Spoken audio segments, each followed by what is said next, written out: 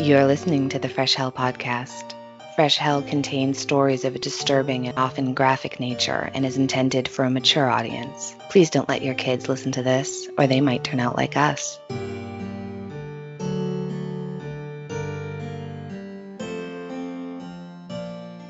Hello, I'm Annie in New England in the USA. And I'm Johanna living in the Austrian countryside, and you're listening to Fresh Hell, your favorite international podcast. That's right. And today we are back and we're talking about Lizzie Halliday.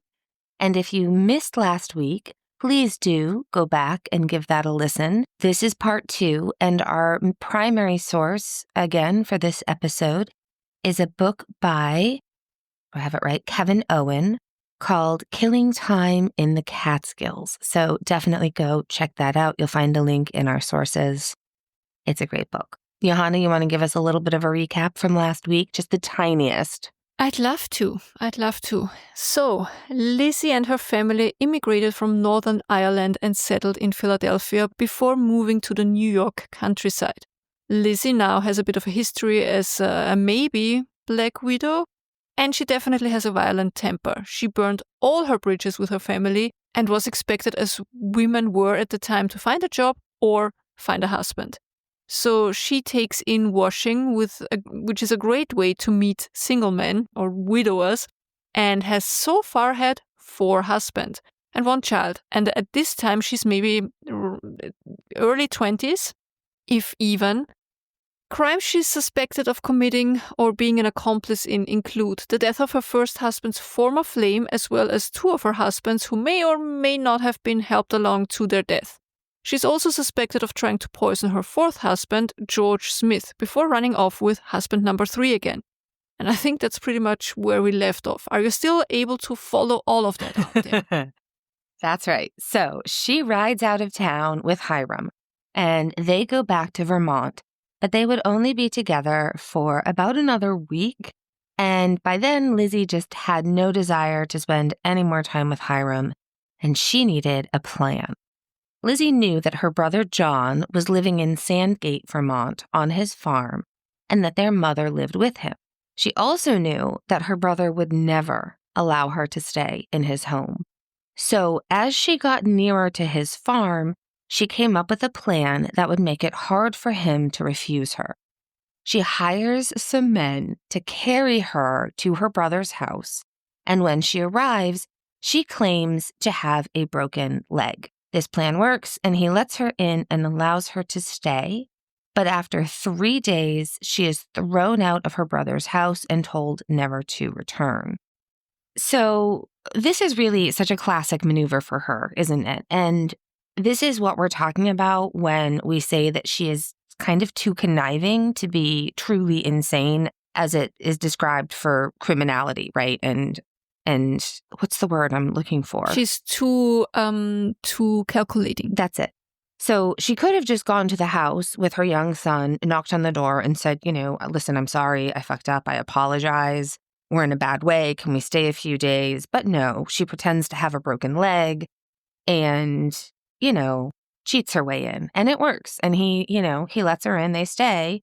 But I'm guessing that he caught her probably walking on said broken leg. And that's why they get kicked out. So it looks like her ex-husbands, George and Hiram, both survived their marriage to her. And I think it was Hiram who also was kind of vocal about how abusive Lizzie was to her son, Charlie. She would just whip him without reason, is, I think, the exact words. I think that's good that he spoke up. Absolutely. About that, yeah. Don't worry, guys. She will soon marry again, but we don't really know much about this next relationship. So husband number 5 was a man named Charles Plaisdell, and he was a painter from Bellows Falls, Vermont. And apparently he was around her age, so she went a little bit off her type there. Yeah, it's the only one that was like her age.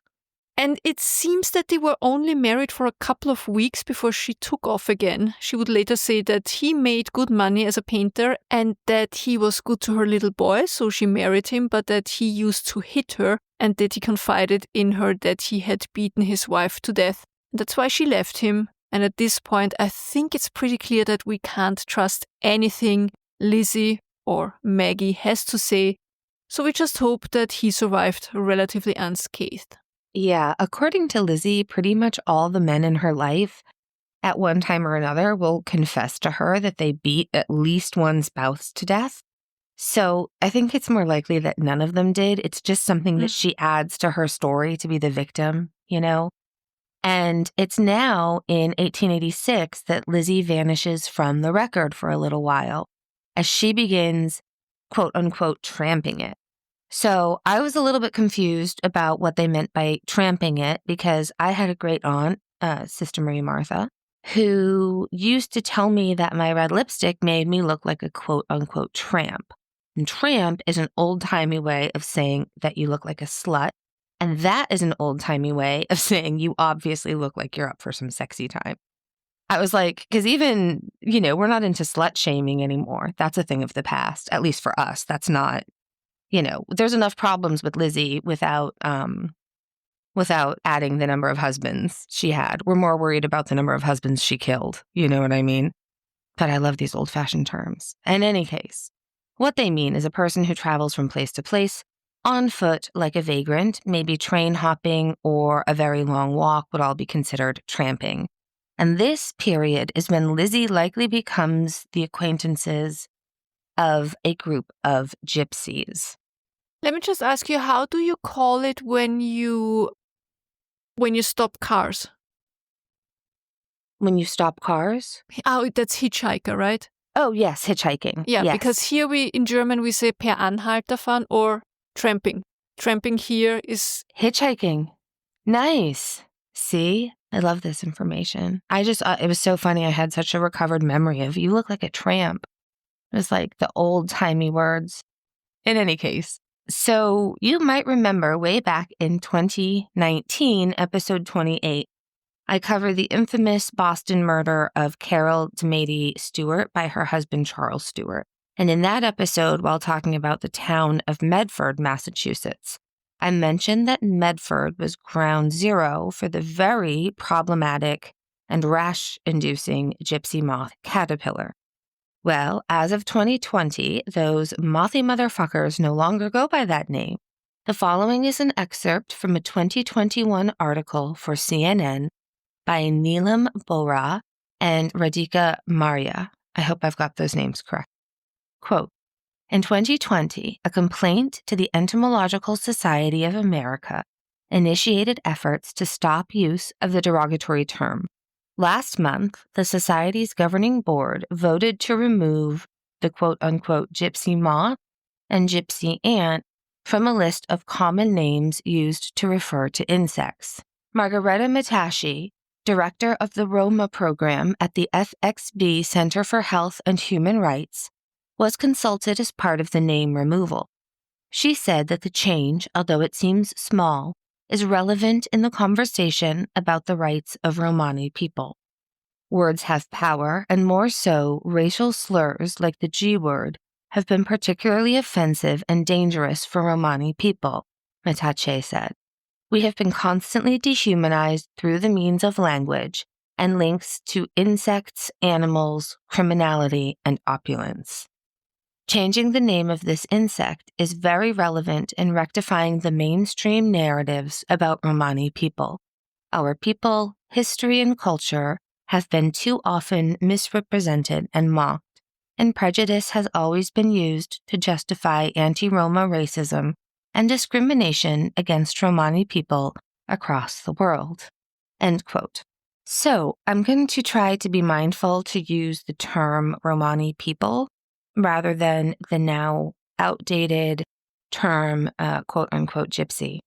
I did learn that the Romani people actually came from northern India, and the term gypsy came from the fact that because of their darker hair and eyes, Europeans originally thought that they were Egyptian. I had no idea that that's where the term came from.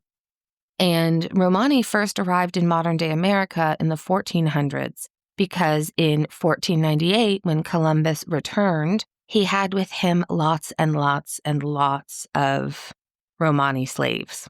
And then later on in the mid to late 1700s, Spain would send Romani slaves to Louisiana, which belonged to them at that time. So I had absolutely no idea about this. I knew Columbus, was a big part of the slave trade, but I never realized that the Romani were part of that, right?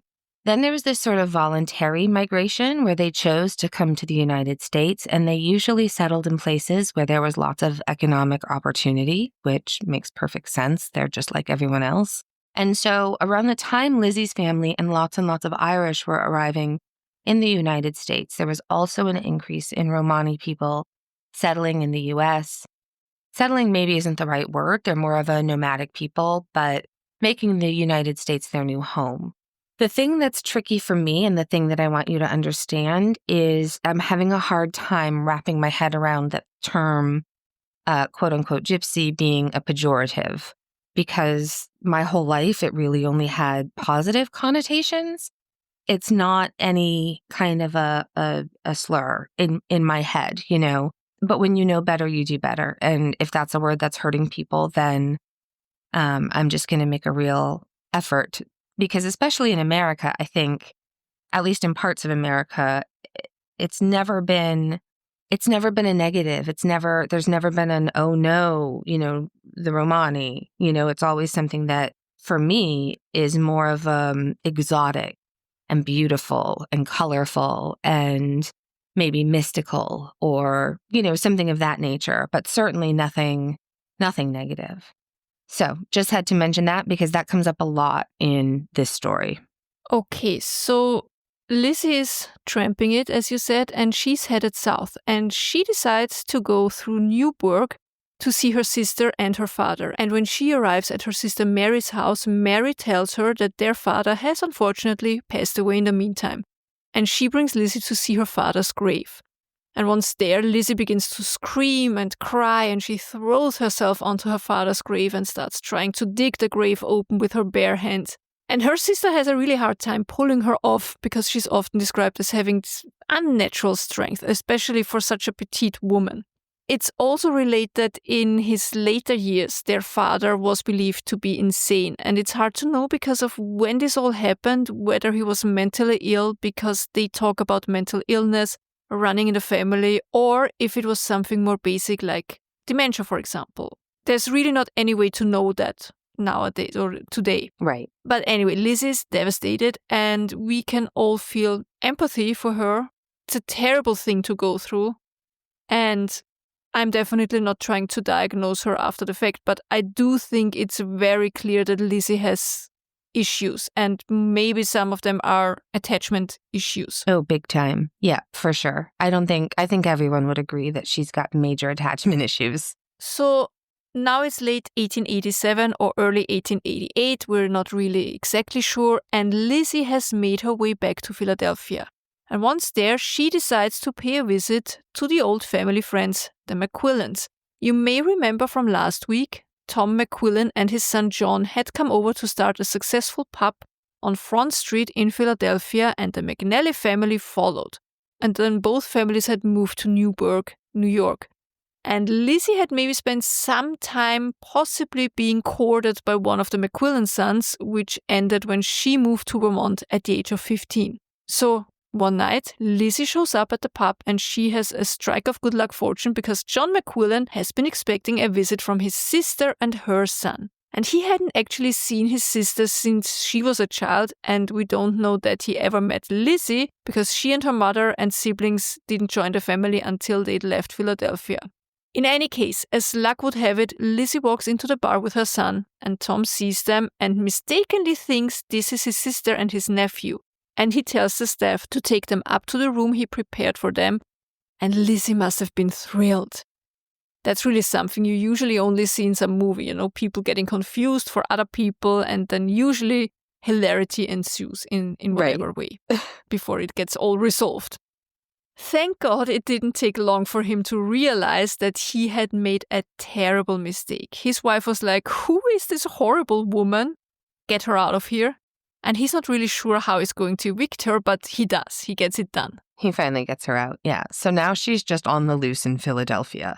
And she's telling people that she is Mrs. Margaret Hopkins and she is a widow looking for a place to rent for herself and her young son. And she also tells people that her mother is going to be joining her soon to come and live with them.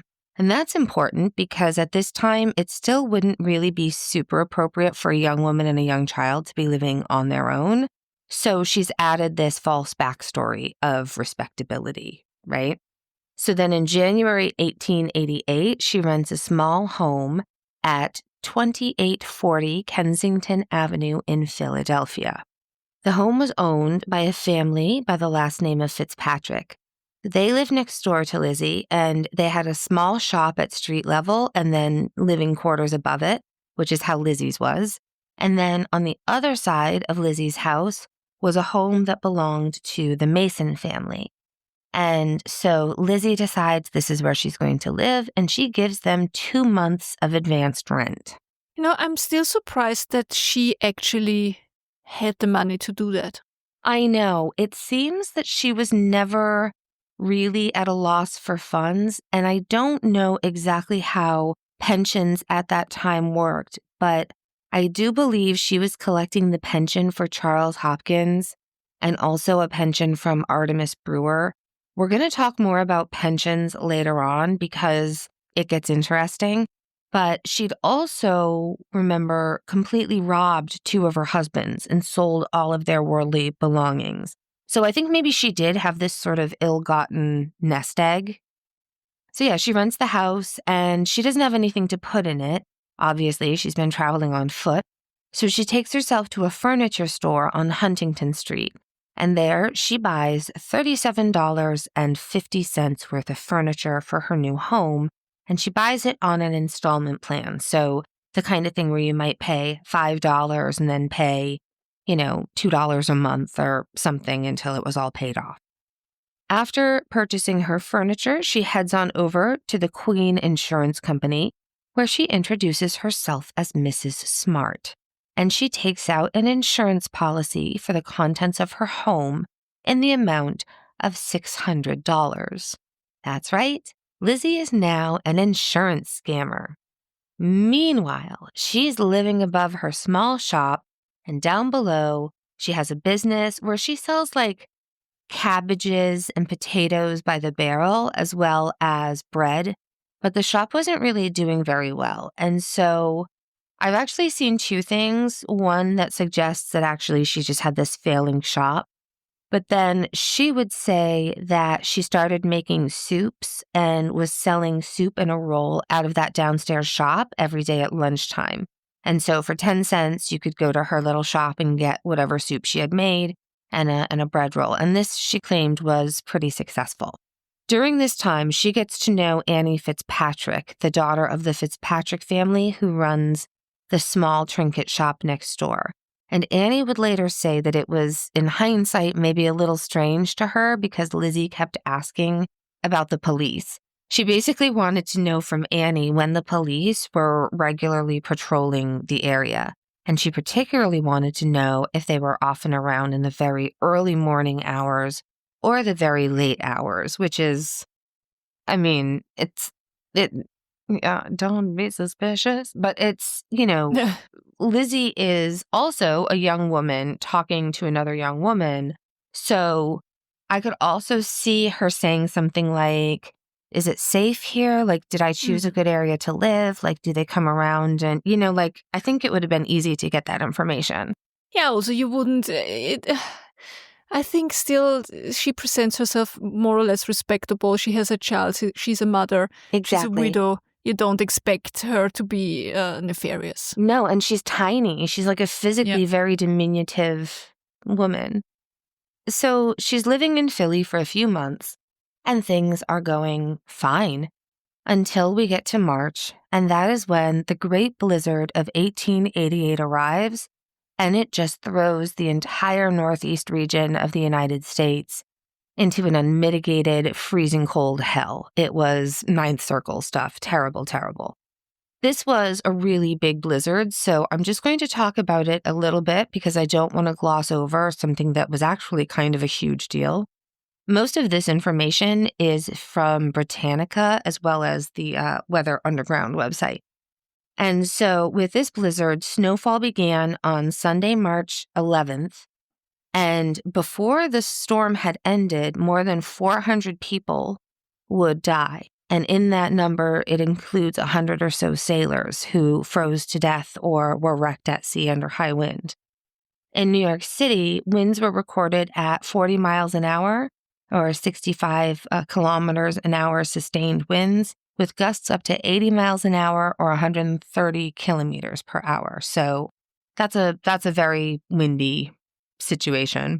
There were snowdrifts that were 50 feet or 15 meters high. Weather Underground had lists for all of the northeastern states. Here's a few of them. So at New York State had 58 inches or 147 centimeters at Saratoga Springs. And Pennsylvania, where Lizzie was, saw 31 inches or 79 centimeters at Blooming Grove.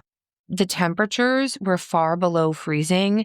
And then with the wind chills, the temperatures were easily into the negatives. So many people had never yet before experienced a blizzard like this, and they just didn't really understand what it was they were up against. And so a lot of people died from exposure.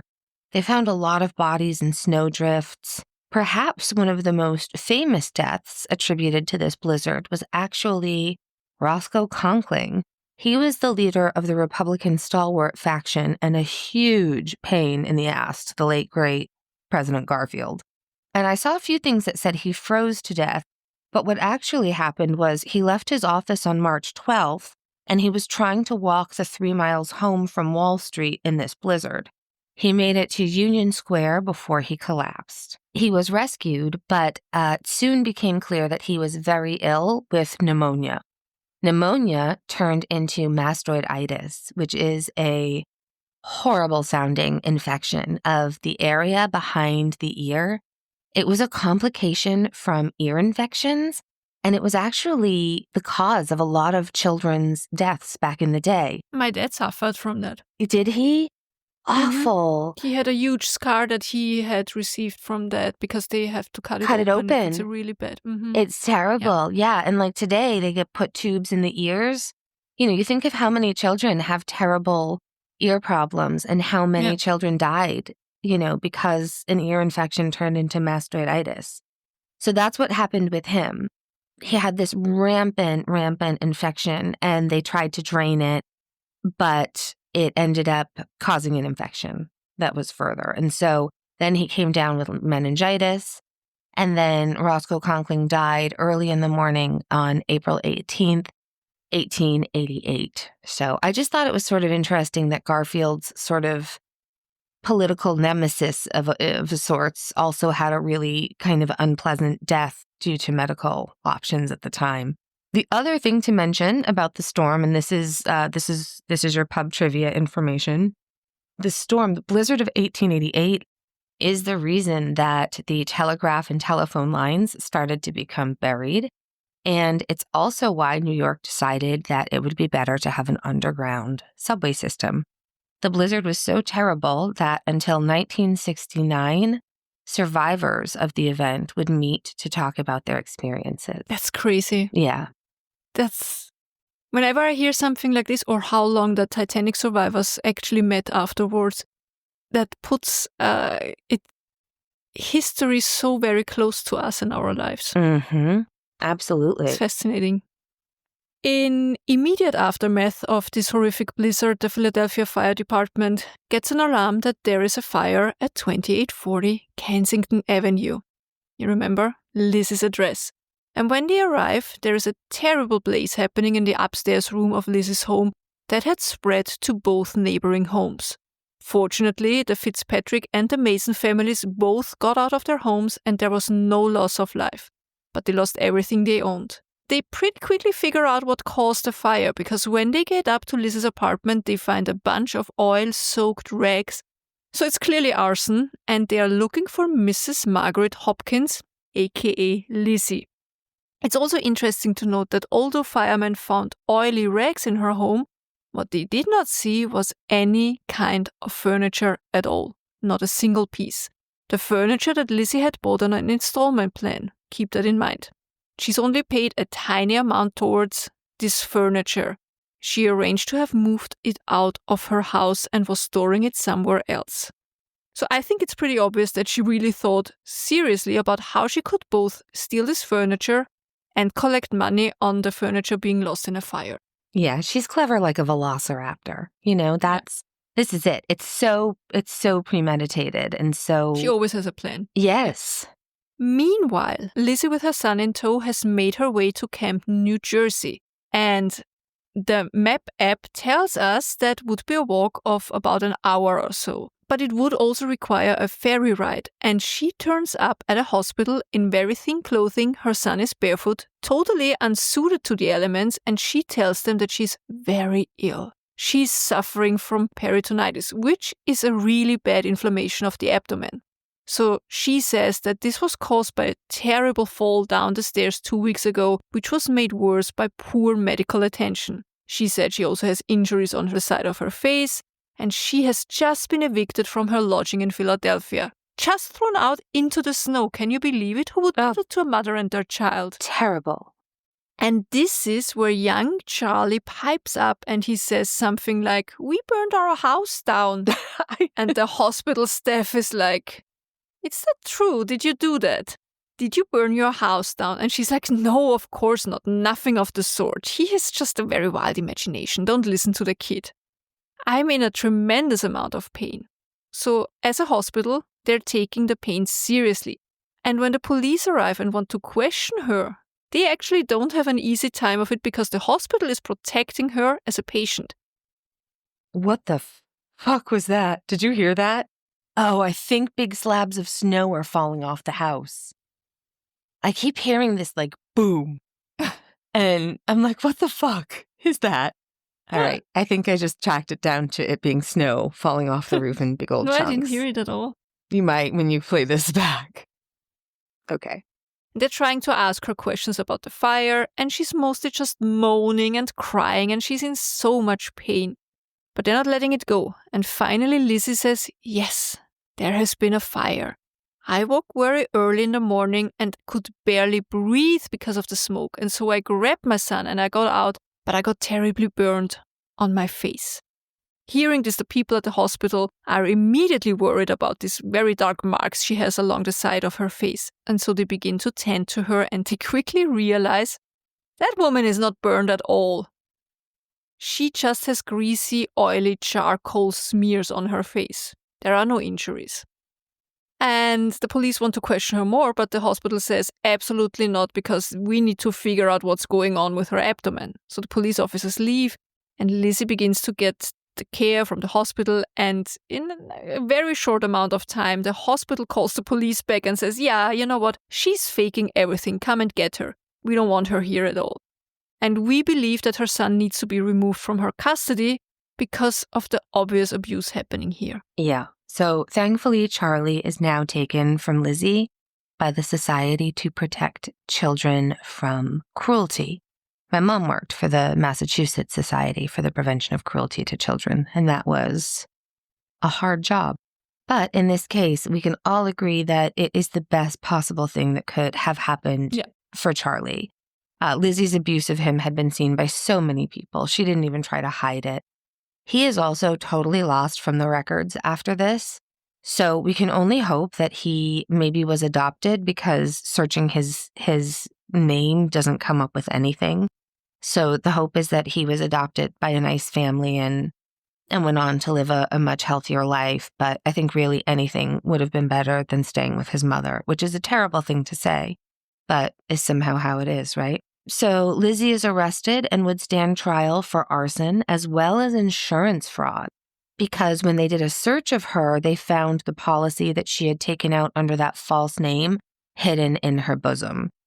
Lizzie's story would be that, so this is her story. She did not set fire to her home. What happened was, while she was asleep in bed, bad men who knew how successful her business was came into the room and started a fire. She was so terrified for her life that she just laid there and let it happen, and when they left, she grabbed her son and ran. But her stories change over and over again, and the evidence was really pretty clear. Lizzie was found guilty, and she was sentenced to serve 2 years for her crimes at Eastern State Penitentiary. Eastern State Penitentiary is considered to be the world's first penitentiary, and it was the model for hundreds of future prisons around the world. They had what was then considered a revolutionary system, also known as the Pennsylvania system or the separate system. Basically, everyone was in solitary confinement all the time. Lovely. What could possibly be an issue with that? I know, right? Human rights? Who? What? We don't know her. What rights?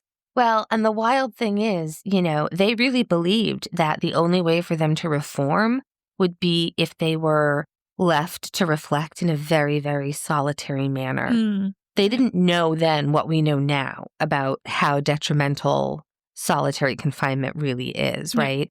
And the people that were doing this at this prison, so even if you were moved, like there was a small yard where you could go out and exercise or get fresh air, but if you were out there, nobody else was out there, and they would put a hood over your head in order to bring you there. You know what I mean? Yeah. It's particularly sad because I think initially the thought really truly was that this is how they would make people better. But of course, exactly the opposite was true. And the reality of the situation, of course, had some prison guards coming up with just interesting and terrible ways to physically and psychologically torture inmates. There was an area they described as the hole. Does every prison have a hole? I feel like it Every must, prison right? has a hole. Yeah. Some houses have a hole. So, there was an area described as the hole underneath cell block 14, and that was a space where misbehaving prisoners might be stuck with a minimum of food or water and no light for up to 2 weeks at a time. 2 weeks in the dark, no contact, just enough food and water to keep you alive. It's very papillo. Yes. Yeah. And the interesting thing was they did sometimes have visitors to the prison, so occasionally they would see other people. Famously, Charles Dickens visited and was quite horrified by what he saw, and he spoke to several of the prisoners there. It's just that the people that were incarcerated there were never allowed to have visits from family, for example, right? Like maybe if someone important came through town and wanted to question you, that was okay, but you'd never get to see your spouse or your kids again. Yeah. So Lizzie arrives to serve her 2-year sentence on 4th of May 1888, and her job at the prison was making stockings, and she was said to be illiterate, but a very good and well-behaved prisoner. Michael J. Cassidy was the warden of Eastern State, and he had the following to say about Lizzie's time there. Quote, "The record shows she was sentenced for arson and received at the prison on May 4th. She said that she was 25 years old and did not look older and fairly good looking. She was 5 feet and a half inch in height and weighed 117 pounds. She was a model prisoner and no infraction of the rules is recorded against her. She used to worry and often inquire about her little boy who had been sent to some home. About 2 months prior to the expiration of her sentence, she became insane and was transferred to the Department for the Insane at Blockley. She was pronounced insane by the prison physicians. Since then, I have heard nothing of her. I am confident that she was insane and not shamming when she was sent to the almshouse. She had but $1.55 when brought here." End quote. So, Lizzie finishes her sentence at the Philadelphia Mental Hospital, and when her time is up, she's moved into the home of Mrs. Brown. And Mrs. Brown ran a sort of a halfway house. At this time, after leaving prison, you would have a probationary period and you needed to live with someone like Mrs. Brown. And Mrs. Brown would provide food and lodging and would report back to authorities on Lizzie's conduct. It wasn't long before Lizzie was on the run, later claiming that Mrs. Brown was starving her and making her way north once again. And it's said she sold her belongings when she arrives in New York City to fund her trip farther north. But as Owen points out, she had just come from prison and probably didn't have any belongings at all, so probably the things that she was selling might have actually belonged to Mrs. Brown. Probably, right? Oh, she's a menace. Okay, so now we're going to pause Lizzie's story and we're going to talk about a really terrible murder that happened in May of 1891. The following is from the Pike County Dispatch, Thursday, May 29th, 1890. Quote, "Great excitement was caused in Wurtsboro, Sullivan County, New York, Sunday afternoon by the discovery of the dead body of a murdered peddler in a mine in the Shawangunk Mountains.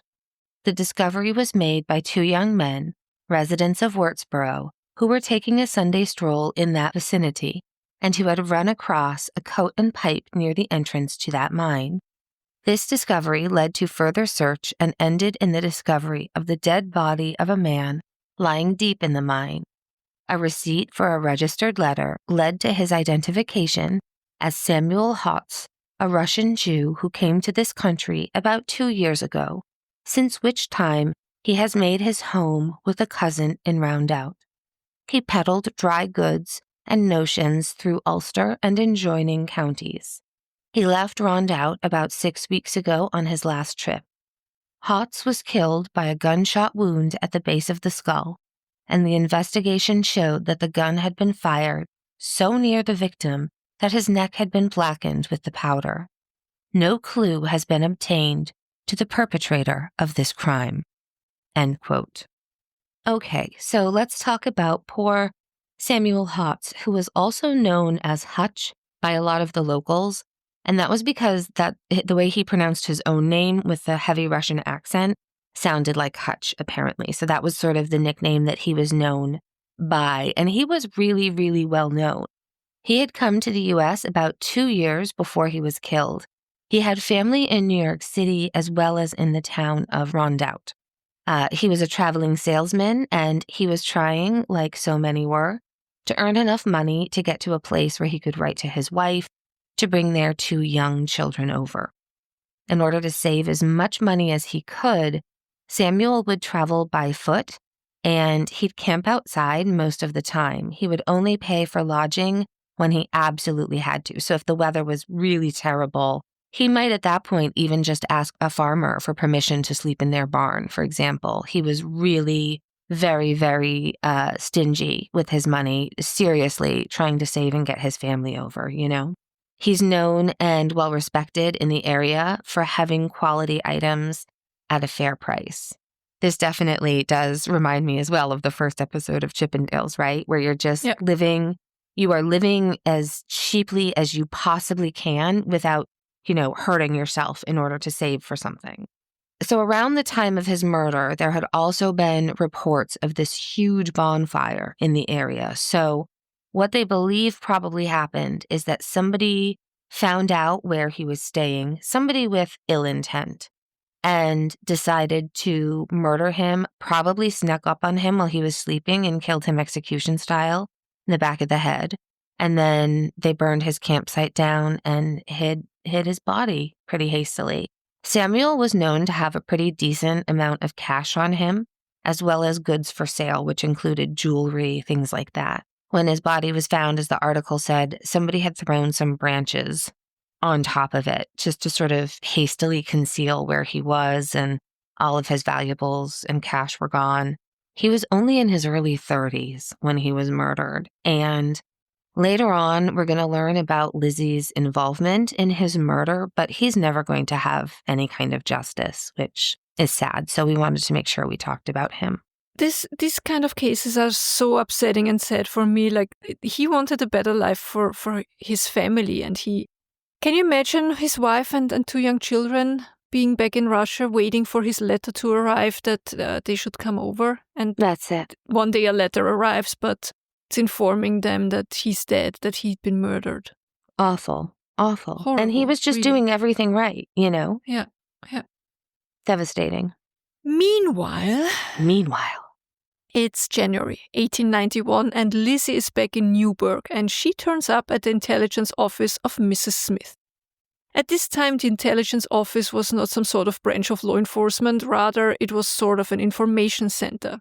People could post notices that they were, for example, looking to hire people, or people could also post that they were looking for work or a room. She had a few rooms where you could also stay if you needed lodging. It was sort of a combination employment office, tourist information kind of situation. And Lizzie shows up and introduces herself as Lizzie Brown.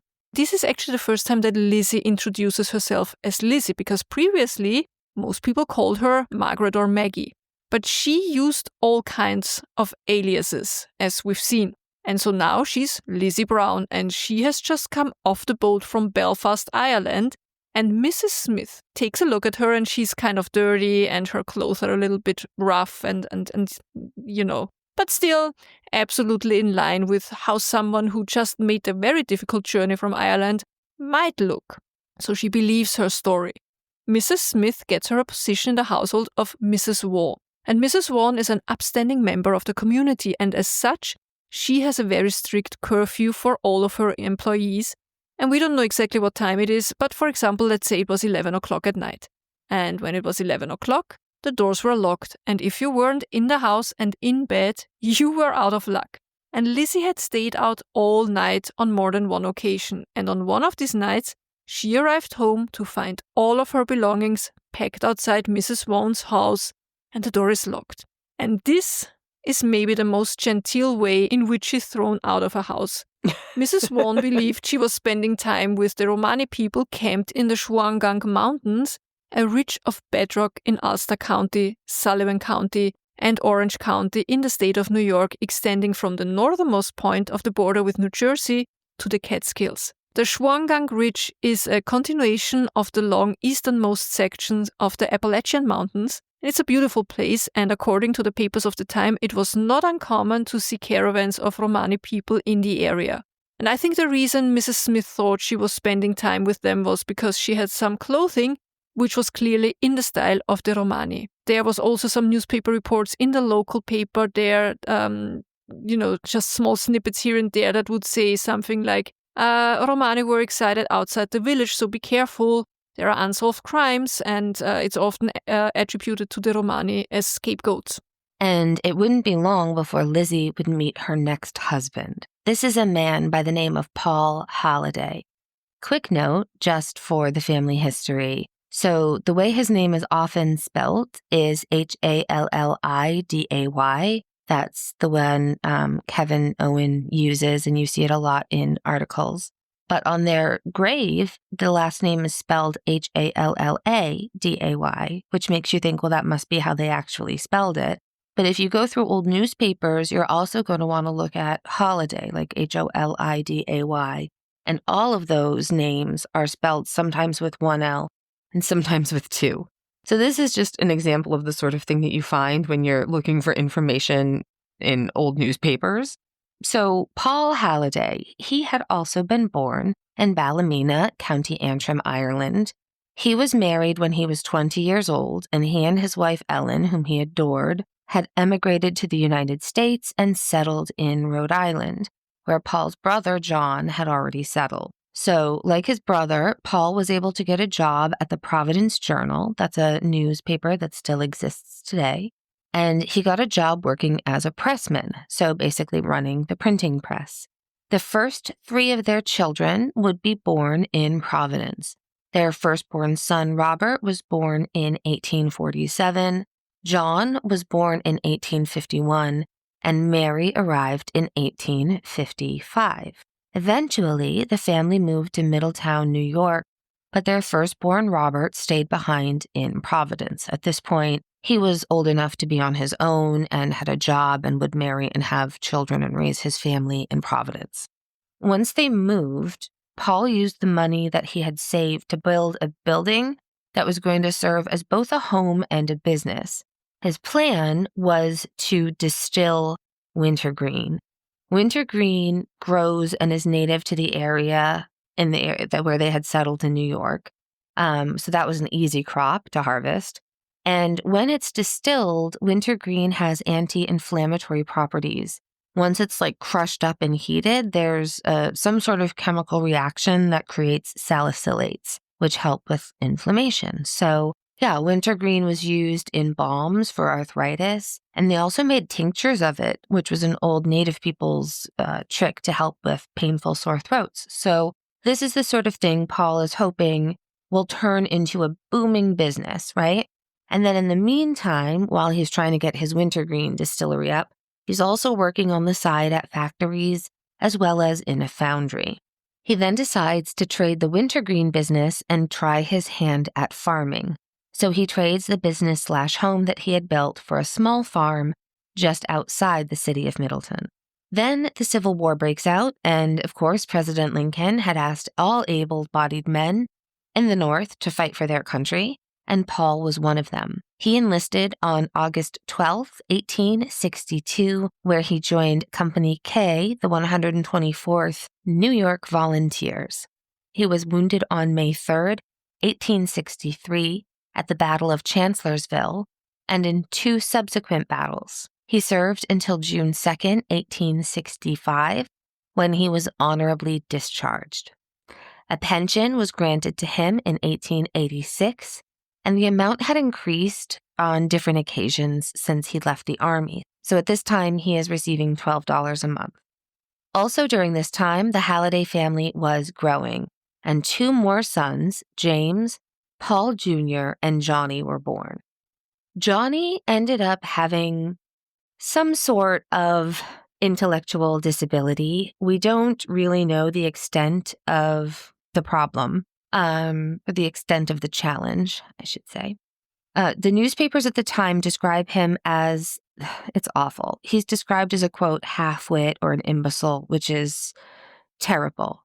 It's also interesting to note, though, that the census reports they have all kinds of different categories, right? So they want to know your name, your race, your age, what country you were born in, this kind of thing.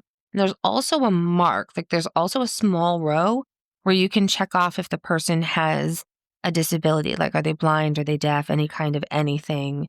And that was never checked in any of the censuses that I found.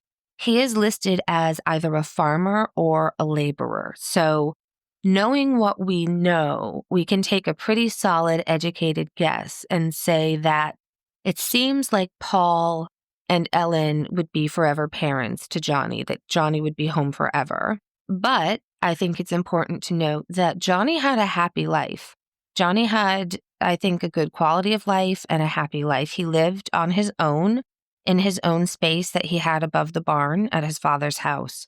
We don't know too much about him, but we do know that he was good with the horses. And like I said, on census records, he's listed as being a farm laborer.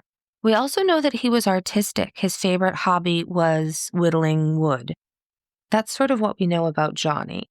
And so after the war, Paul settled back down in Middletown with his family on the farm. But now the farm was really too small because the family had been growing, right? And so he sells that farm and he bought himself a bigger one in Burlingham, New York. And next week, we're going to get into the many, many, many misfortunes of Paul Halliday, which will culminate in his becoming the next husband and victim of Lizzie. It's a good spot, I think, to stop for now. I think that's a good spot, yeah. Yeah. Ugh, diabolical. Whole story. She's the worst. She's the worst. She's called in some of the newspapers, she's called the worst woman in the world. Some of the newspapers called her that. The most hated women on earth. She had all kinds of wild names. And it's interesting because we talked about this, but I don't think we mentioned it last week that, I think one of the reasons that you didn't hear as much about this is just for whatever reason, it was around a similar time to Lizzie Borden. Mm. And I think people really latched on to the Lizzie Borden story, and we have little poems and sing-songs about Lizzie Borden, and we know nothing about Lizzie Halliday, who is so much worse. So, yeah. Do you have anything good this week? Do I have anything good? Or just anything terrible? Do you want to vent about anything? My something good this week is that the newest season of White Lotus has started. Oh, I'm so excited. I watched the first episode and I have already 2 more lined up to watch. And also 1923 started the second season. But I have to wait until my husband comes home the next time so we can watch that together. which 1883 is one of my all-time favorite shows. Yeah, and we need to watch that. Oh, I love it. I love it so much. I watched it like 4 times already. I never watched, like I watched one episode because 1883 and 1923 are kind of the prequels to Yellowstone. Okay. And I watched like half of an episode of Yellowstone and that's not for me, even though I love Western and all these kind of things. It's my all-time favorite genre. But 1883, I just love all the characters. I love the main character, Elsa. And I'm really excited for the second season of 1923. So that's my something good. Nice. That's a really good something good. How about you? Oh, my Botox is today. My something good is my Botox is today. Ugh, I always have ridiculous eyebrows because they don't do cosmetic, they do for the Botox, for the migraine pain. But I can tell it's time for the Botox. I've been, you get so much more pain the week leading up to it. And so, yeah, it's Botox day. So that's going to be a relief. Well, usually when you actually get all the shots, it gives me a headache anyway, because it's just so many shots. It's not that it's all particularly painful. It's just a lot of shots. It's unpleasant and uncomfortable. Yeah, that's it. It is. And it's worth it because it's such a struggle otherwise. But yeah, I'm really, really grateful that it's Botox day. Yeah. Awesome. Yeah. So grateful. I'm so glad that it still helps you. Yes. Because you were worried for a while that it would. I know. I was really afraid it wouldn't. Yeah. All right. If you enjoyed this episode or any of our other episodes, if you're excited for the upcoming episodes and learning more about Lizzie Halliday, please do us a huge favor, go to your podcast app and leave us a rating and or review. Also, when you're in your podcast app, if you're using Spotify, still working on iTunes, you can join our subscription bonus program where you always find early access to the episodes. The early access is on Wednesday, while the regular release date is Friday. And also some other bonus material like rewatches of our monthly get-togethers, for example. Yes. Patreon, go check that out. We're already deep into Welcome to the Chippendales, and it's really a crazy story, but also so much fun with all the 70s and 80s stuff and the music, the looks, the costumes. Mm-hmm. And check out our webpage, freshhellpodcast.com. Send us an email under freshhellpodcast@gmail.com. And I think that's it. Follow us on our social medias, Instagram, TikTok.